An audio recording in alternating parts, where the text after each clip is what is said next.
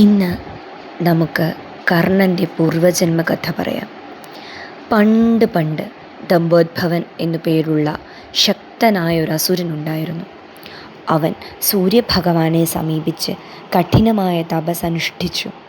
തപസ്സിൽ പ്രീതനായ സൂര്യദേവൻ പ്രത്യക്ഷപ്പെട്ട് എന്ത് വരം വേണമെന്ന് ചോദിച്ചു. അവൻ പറഞ്ഞു, എനിക്ക് അമരത്വം വേണം. എന്നാൽ പ്രകൃതി നിയമപ്രകാരം അത് നൽകാൻ സാധിക്കില്ലെന്ന് സൂര്യദേവനും അറിയിച്ചു. തുടർന്ന് അസുരൻ വളരെ ബുദ്ധിപരമായിട്ടുള്ള മറ്റൊരു വരം ചോദിച്ചു. എനിക്ക് ചുറ്റും 1000 ദിവ്യ കവചങ്ങൾ ഉണ്ടായിരിക്കണം. ഈ കവചങ്ങൾ ഒരാൾക്ക് തകർക്കണമെങ്കിൽ അയാൾ 10,000 വർഷം കഠിന തപസ് ചെയ്യണം. തപസ്സിനു ശേഷം എന്നോട് 10,000 വർഷം യുദ്ധം ചെയ്യണം.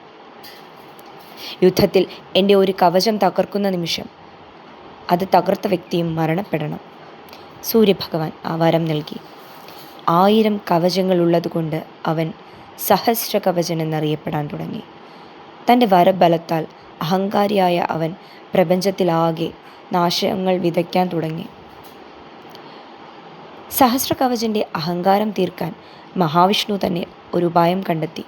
അദ്ദേഹം ഭൂമിയിൽ ഒരേ സമയം 2 രൂപങ്ങളിൽ അവതരിച്ചു, നരനെന്നും നാരായണനെന്നും. ഇവരാണ് പിന്നീട് ദ്വാപരയുഗത്തിൽ കൃഷ്ണാർജുനന്മാരായി ജനിച്ചത്. നരനും നാരായണനും ബദ്രിയാശ്രമത്തിൽ താമസിച്ച് തപസ് ചെയ്യാൻ തുടങ്ങി.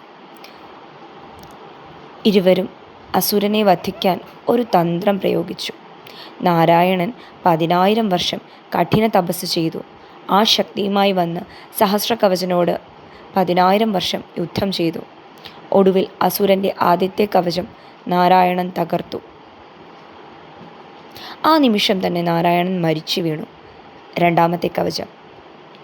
ഈ 10,000 വർഷം കൊണ്ട് നരൻ ആശ്രമത്തിലിരുന്ന് കഠിന തപസ് ചെയ്ത് ശക്തി ആർജിച്ചിട്ടുണ്ടായിരുന്നു.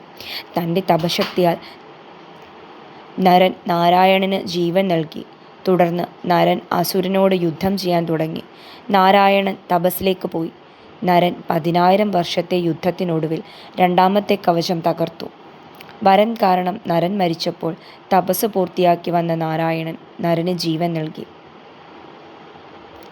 ഈ രീതിയിൽ ഇരുവരും മാറി മാറി തപസ്സും യുദ്ധവും തുടർന്നു. അങ്ങനെ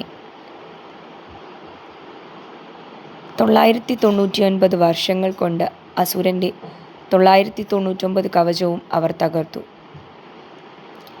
തൻ്റെ അവസാനത്തെ ഒരേയൊരു കവചം മാത്രം ബാക്കിയായപ്പോൾ സഹസ്ര കവചൻ ഭയന്നുപോയി.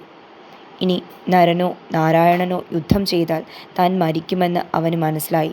ജീവൻ രക്ഷിക്കാനായി അവൻ നേരെ തൻ്റെ ഉപാസനാമൂർത്തിയായ സൂര്യഭഗവാനിൽ അഭയം പ്രാപിച്ചു.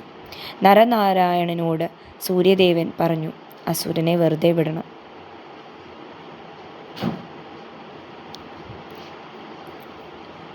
അസുരനെ തിരിച്ചു തരാൻ ആവശ്യപ്പെട്ടെങ്കിലും ശരണം പ്രാപിച്ചവനെ കൈവിടില്ലെന്ന് സൂര്യഭഗവാനും പറഞ്ഞു. എന്നാൽ അടുത്ത യുഗത്തിൽ ഇവന് ശിക്ഷ ലഭിക്കുമെന്ന് നരനാരായണന്മാർ വ്യക്തമാക്കി. അങ്ങനെ ദ്വാപരയുഗത്തിൽ സൂര്യദേവൻ്റെ അംശമായി ബാക്കിയുണ്ടായിരുന്ന ഒരു കവചത്തോടും കുണ്ഡലത്തോടും കൂടി സഹസ്ര കവചൻ കർണനായി ജനിച്ചു. കർണൻ്റെ ഈ പൂർവജന്മകഥ നിങ്ങൾക്കിഷ്ടമായെങ്കിൽ ഈ ചാനൽ ഒന്ന് ലൈക്ക് ചെയ്യുക, സബ്സ്ക്രൈബ് ചെയ്യുക. ഇത്തരത്തിലുള്ള കഥകൾ കേൾക്കാൻ ആഗ്രഹമുണ്ടെങ്കിൽ സബ്സ്ക്രൈബ് ചെയ്താൽ മാത്രം പോരാ, കൂടെയുള്ള ബെല്ലൈക്കൺ കൂടി ഒന്ന് ക്ലിക്ക് ചെയ്യുക. അപ്പോൾ ഞാനിടുന്ന കഥകളുടെയും മറ്റ് ഹൈന്ദവപരമായിട്ടുള്ള ആചാരങ്ങളെ സംബന്ധിച്ച വീഡിയോയുടെയും ഒക്കെ നോട്ടിഫിക്കേഷൻ നിങ്ങൾക്ക് ലഭിക്കുന്നതാണ്. ഹരി ഓം.